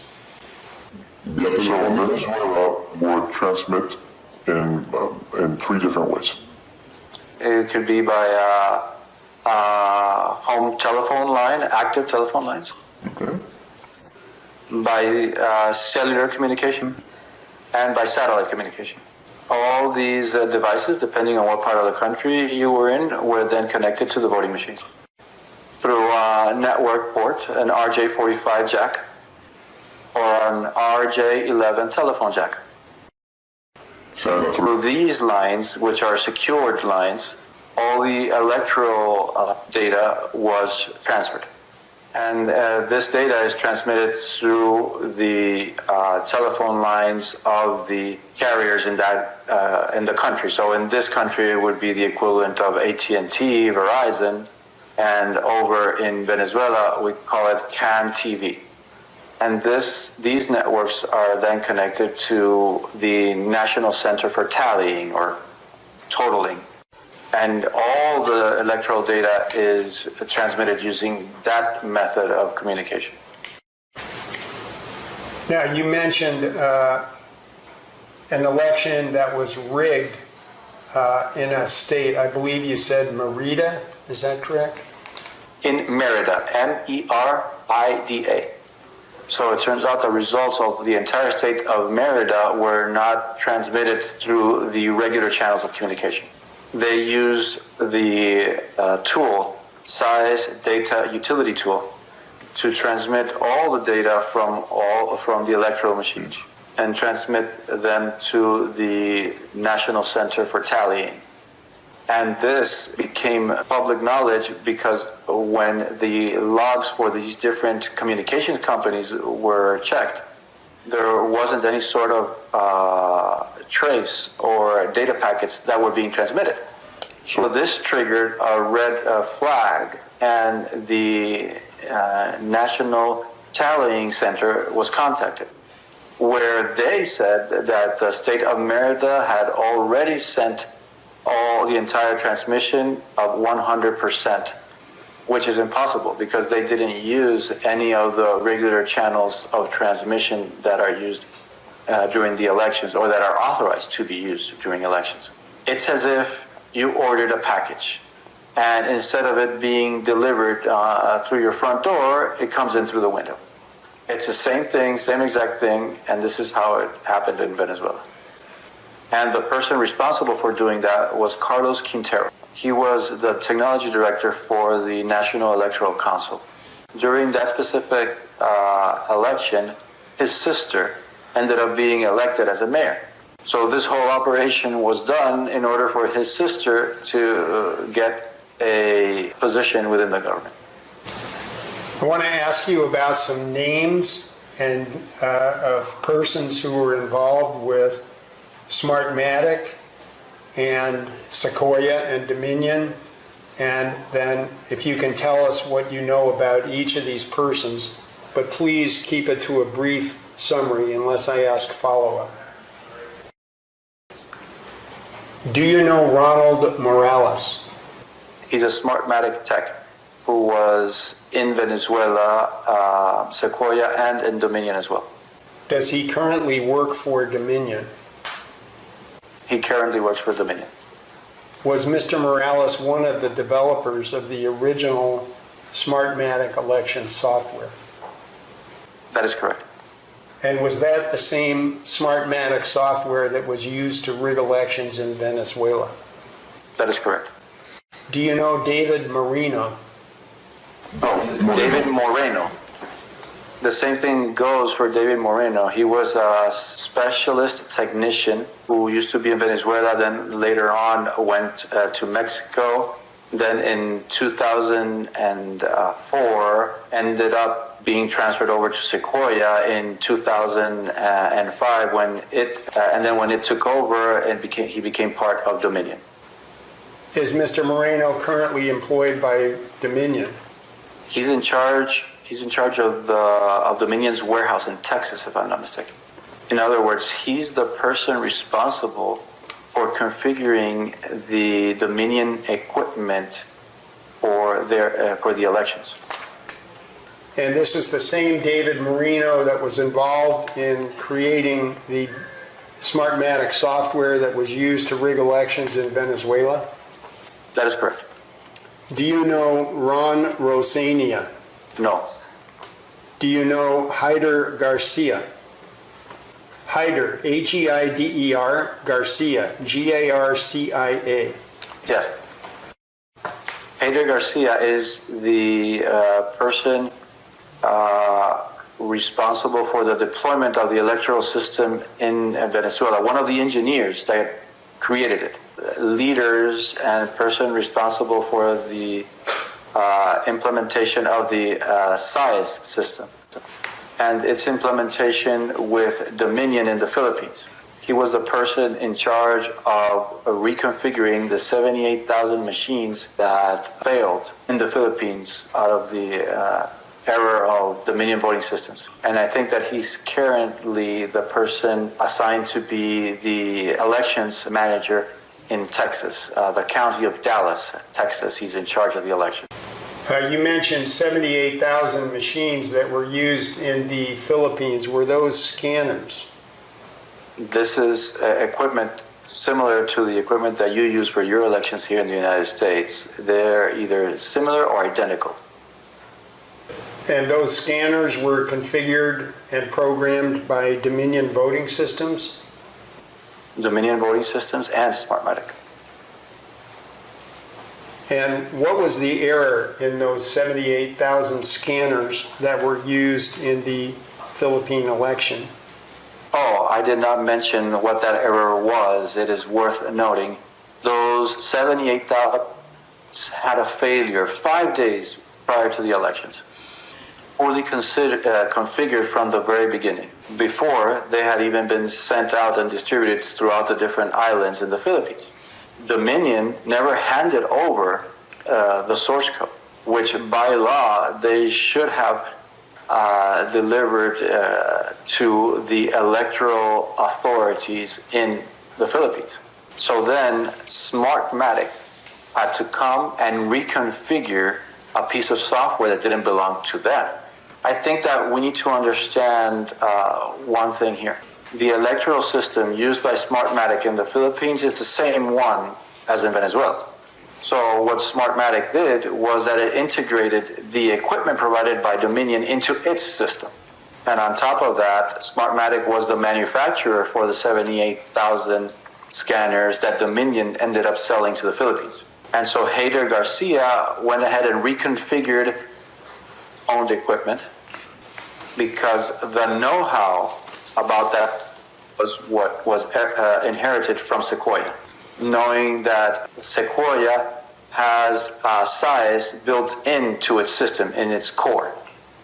That's how Smartmatic was able to come and resolve the problem that had been caused by Dominion without any issues whatsoever, because they were configuring their own system, basically.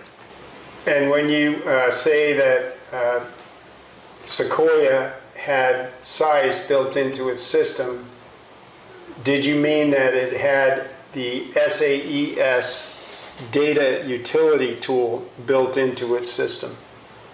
In the case of the Philippines, yes. But you have to remember that SAES data utility tool is a tool that is outside, external to the electoral system. And the SIS system, when we say SIS system, we're talking about the entire electoral system. Now, turning back to Mr. Heider Garcia, you mentioned that he was the head of elections in Tarrant County, Texas. Is that what you said? In Dallas County. It's in Dallas, in Texas. Thank you. I think he's the current head of elections, the current manager of elections in the county in Texas, Dallas. Do you know a woman named Ileana de Los Angeles? No. Are you aware that Hyder Garcia has been named the new president of Hart Voting Systems? No, I did not know. Do you know a person named Alex Soto Vasquez? No. Do you know a person named Victor Vasquez? Victor Vasquez is a manager for Smartmatic. And he's currently been named as part of the bribery case in the Philippines for the 2016 bribery case in the Philippines. I just got mixed up with another guy called because Victor Lopez was the manager of a warehouse in Taiwan, and he was the person in charge of the manufacturing of the equipment. One of the people in charge of the manufacturing of the 78,000 scanners built for Dominion. That's why I got mixed up, and I apologize. And who was Victor Lopez employed by in Taiwan? Employed by Smartmatic. Do you know a person named Ed Ryan Macias? No. Do you know a person named Eric Coomer? Coomer. All I know is that Mr. Coomer used to be the president of Sequoia, and then was the president of Smartmatic United States around 2005, 2006. Do you know a person named Anselmo Valdez? No. Do you know a person named Hugo Carvajal? Hugo Carvajal is or was what you call here the National Security Advisor, the National Security Advisor for President Hugo Chavez. Do you know if Hugo Carvajal was an officer with Cuban intelligence? He was the highest ranking intelligence officer in Venezuela. Did he have contact with Cubans? Of course, because Hugo Chavez had a relationship with Cuba. And he was involved in all the investigations against the people, or about investigating the people that surrounded the president. And Carlos Quintero, the one that committed the fraud in 2008, I mentioned this to you just a few questions back, was the second in command right under Hugo Carvajal. Hugo Carvajal placed Carlos Quintero in the National Electoral Council so that he could have control over the elections. Can you spell Carlos Quintero? Can you spell his last name, please? Quintero. And your testimony is that Hugo Carvajal placed Carlos Quintero in the National Intelligence Council so that Quintero would have control over Venezuelan elections? He placed him as the technology director so that he could have control over the elections. Did you have personal contact with Carlos Quintero? He was my boss. Are you aware that Hugo Carvajal has recently pleaded guilty to a drug charge in the Southern District of New York Federal District Court? Yes.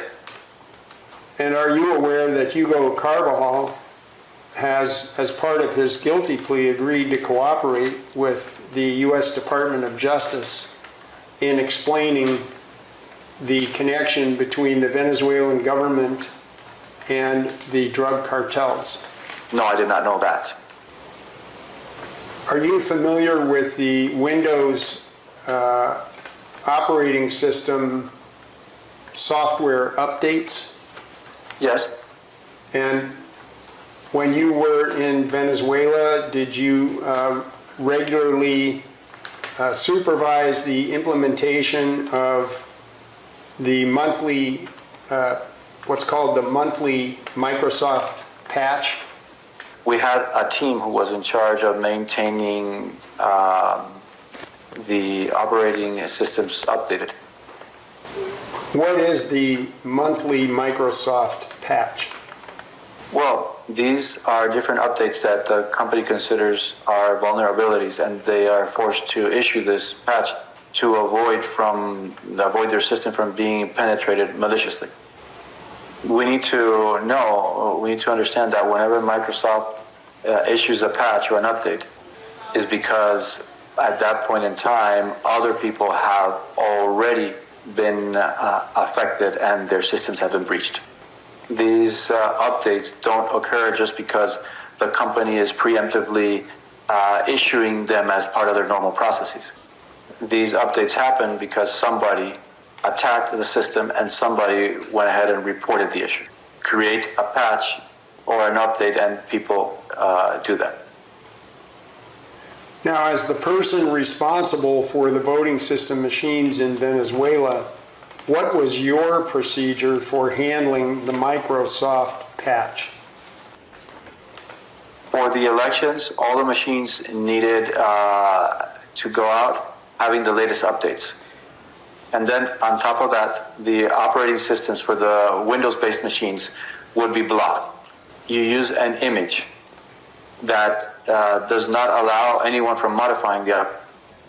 The difference with American software is that your machines are not blocked.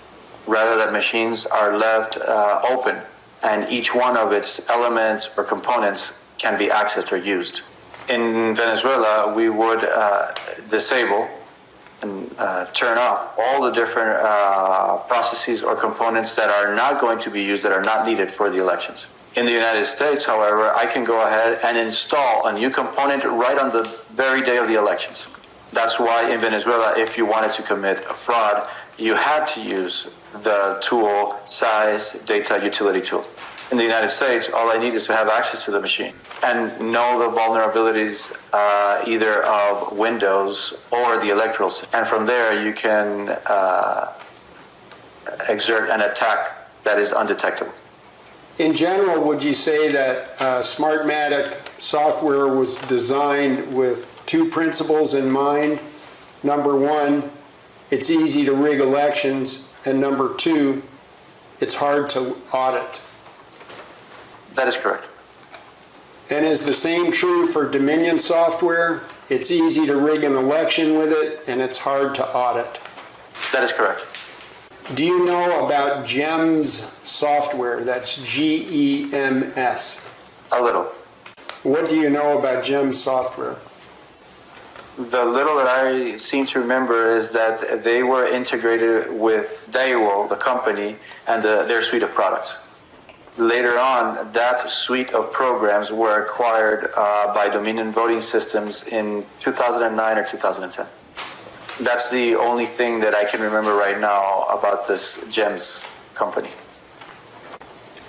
Now, you mentioned that elections in Venezuela were rigged using Smartmatic software. Do you know of other countries where elections were rigged using Smartmatic software? No. You mentioned somewhere in your testimony about IP addresses. Can you tell us a typical IP address for Taiwan? Well, IPs go by ranges. Each country has a range. If I'm not mistaken, as part of our investigations, we would find some records of communications using IP addresses, some IP addresses from Taiwan. This was part of, they showed in the settings or configurations of the firmware. And it was either the firmware or the EEPROM memory. That's EEPROM memory, which is a temporary memory that is stored in each one of the pieces of equipment. That's what I recall right now, but I can go over the details of the investigation and maybe it will help me remember more clearly. Can you tell us what a ballot image is, please? The ballot image is the scanning of a voting ballot through which you all issue your vote. In interpreter notation, I would like to correct the prior translation of a temporary memory and would like to correct that to a volatile memory. This image is to be a true and correct image of the paper ballot that then later needs to be sent over to the databases for it to be stored or backed up there. And that the transmission of that image or that backup may vary by county. There are some counties that may decide to only transmit the results, and other counties that may decide to transmit both the results and the images. Nevertheless, all the images are stored in the flashcards that are in each of the election devices. You talked about ballot images. Can ballot images be changed inside the computer? That's correct, yes, they can. And is that true with Dominion software? You would have to use Dominion's software to be able to do a change or modification of the ballot images, and in order for it to be undetectable. We can also talk about more sophisticated methods of how that can be done, but yes, it's possible. And is it possible to change ballot images inside the computer using Smartmatic software? No. You have to remember that each system has its own structure. The structures are all similar when we're talking about different types of electoral software. What you can do is that you use the original software from the provider, you search for its vulnerabilities, and then you use it to be able to change either images or data.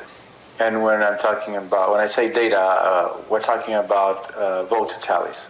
What the use of the system will allow me to do is to do all of that in a way that cannot be detected, because you're using the same software to sign for content that is not the original content. And so then when you go ahead and you audit that, you have no way of showing that those pieces of data are incorrect.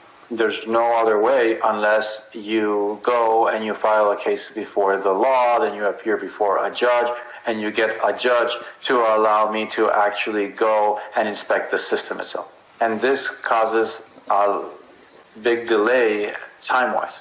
And then this can cause the time period where I am mandated to keep information data stored.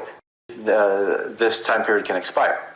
And then you can delete this data because the period mandated by law has expired.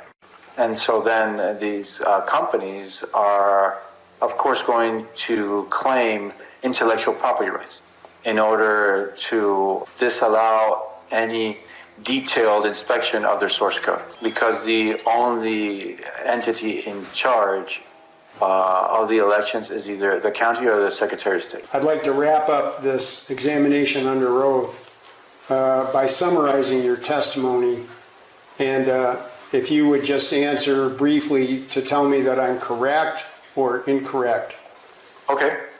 So, to summarize, is it true that the Venezuelan government paid Smartmatic to create software that could be used by the Venezuelan government to rig elections? That is true. Is it true that Smartmatic sold its software to the Venezuelan government to use in elections? That is correct.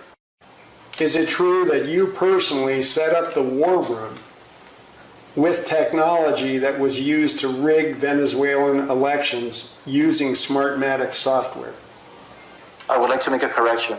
The answer to the question as asked would be no. The reason we set up the war rooms was in order to monitor the election. The process of manipulating the elections is as a result of the responses that the war room receives. And then they notify the technology director of the National Electoral Council, which, according to the stories that go around, that was Leonardo Hernandez, Luis Campos Cabello, the cousin of Diosdado Cabello, or Carlos Quintero, the second in command under Carlos Carvajal. So that would be the correct way as explained. So from the situation room, we or I did not have the authority to give an order to rob an election or manipulate an election. It was the ministers or the presidents that would make the decisions in those rooms and then notify of what that decision had been. And I would like to correct something regarding the prior question, because I think I misunderstood it. The Venezuelan government gives the contract to Smartmatic for it to create the Venezuelan electoral system, called SAIS, and financed it with $250,000 US. Then the Venezuelan government paid it $140 million for them to carry out the elections. And in return of that $250,000 loan, the Venezuelan government stays or keeps the software for the elections itself, keeps it, and as well as the 28% shareholder interest of the company called Vista. And both Vista and Smartmatic have the same owners. These are sister companies set up to be able to carry out an election. I just wanted to make that clarification. Thank you. Gracias. Is it true that Smartmatic then purchased Sequoia, an American company? Yes. And is it true that Dominion then purchased Sequoia from Smartmatic in 2010? Yes. Was Eric Coomer president of Sequoia when it was purchased by Smartmatic? That is correct.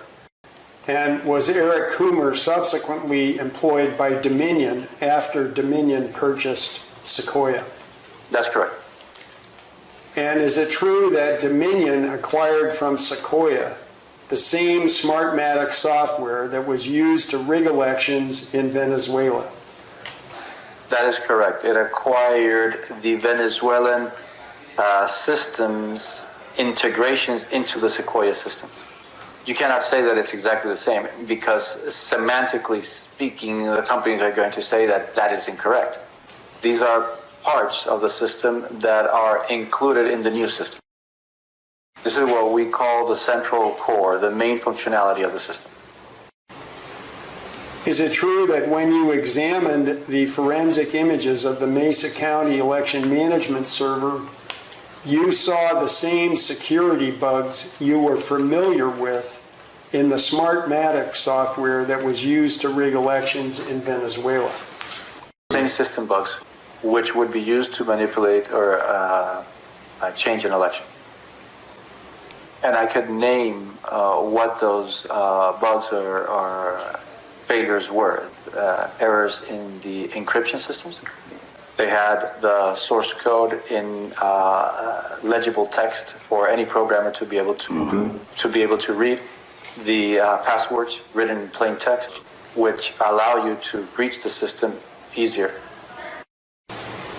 Is it true that Smartmatic created a tool called SAES Data Utility, Data Util? That is correct, and it's recorded that tool is named in the settings and configuration manuals.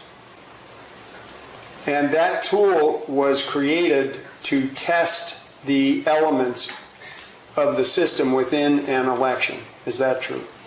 That is correct. That is its main function. But that tool can be misused to emulate a voting machine. That is correct, to emulate multiple voting machines. And that tool, when it's misused, can be used to rig elections that are run on Smartmatic software. That is correct. And is it true that SAES is the brand name for Smartmatic software? That is correct. Smartmatic software products that belong to the Venezuelan government, that are property of the Venezuelan government. Is it true that the SAES data utility is like a key to a house? If one has the key, one can enter the house undetected, and when they leave, no one will know they were there. That's correct. And is it true that the SAES data utility was used to rig election in Venezuela by injecting false ballots? False votes. Because Venezuela does not use ballots like the United States does. They have enough similarity that they can operate in an integrated manner. In other words, they can operate jointly. But let's remember that they cannot be identical for intellectual property issue. So what we do is that we integrate the functionality of the parts that we need to use. Since Dominion voting systems and Smartmatic software architecture are essentially the same, could a data utility tool similar to SAES data utility be misused to manipulate elections in Dominion voting system voting computers? That is possible. Is it true that the Venezuelan voting system created by Smartmatic used computer components manufactured in China and assembled in Taiwan? That is correct. Is it true that the Dominion voting system used in the United States today uses computer components manufactured in China and assembled in Taiwan? That is correct. Under U.S. law, is it legal or illegal to use computer components made by our enemy, the People's Republic of China, in critical infrastructure within the United States? It's illegal. And is it true that Dominion Voting Systems uses computers with components made by our enemy, the People's Republic of China? It does. And because the Dominion Voting System supply chain has not been secured to ensure that there is no foreign access or compromise of the voting system, is it true that Dominion Voting System computers cannot be legally certified for use in U.S. elections? You cannot trust a system that you cannot audit. So they shouldn't be trusting companies, whatever their name is, unless they go through detailed inspection. And even more so in critical infrastructure, as is the electoral infrastructure, elections infrastructure. The information that you've testified to today, have you ever given that information before to the Federal Bureau of Investigation in the United States? No. The information that you've testified to today, have you given it to lawyers for the United States Department of Justice? But lawyers, no. Would prosecutors be lawyers? That's Yes. my question. We have provided that information. Have you given this information to investigators for the United States government? Yes. Part of this information, part of what I have told you today. When, what year was the first time that you gave this information to any representative of the United States government, whether they were an investigator or a lawyer or a prosecutor for the Department of Justice? I would like to not answer that question because I don't know if I'm breaking any rules, because I may say that I have worked with some prosecutors and I may not be allowed to provide you that information here. Because just as you are in the midst of your investigation, these other people are also doing their investigation, and I don't want, to create a problem with the investigations. And why I'm answering this way is mainly because I do not know what the law says, so I prefer to err on the side of caution and not answer. I hope you understand. I understand. Can you tell us the year that you first gave information about the Entiendo, pero vulnerabilities and insecurities in the U.S. voting system to any representative of the United States government, what year did you first give them that information? The year would be 2024. What month in 2024, please? March. It was March or April, when individuals were notified.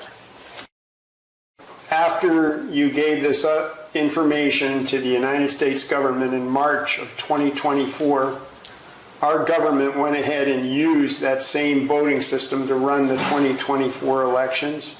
Is that correct? I suppose that they have to validate the investigation or the information that we're presenting them with. And I believe that this delay in them not taking action with the information that we have provided them with is because they have to first corroborate each and every one of the points we have exposed or explained to them in our different reports and videos. So I cannot put into question the timing of the actions of the government entities. Sir, have you understood all of my questions this afternoon? 100%. Have you answered all questions truthfully? Totally, truthfully, and only with the truth. Were your answers based on your personal knowledge? Personal knowledge. Thank you very much for coming and giving us this information today. Thank you very much.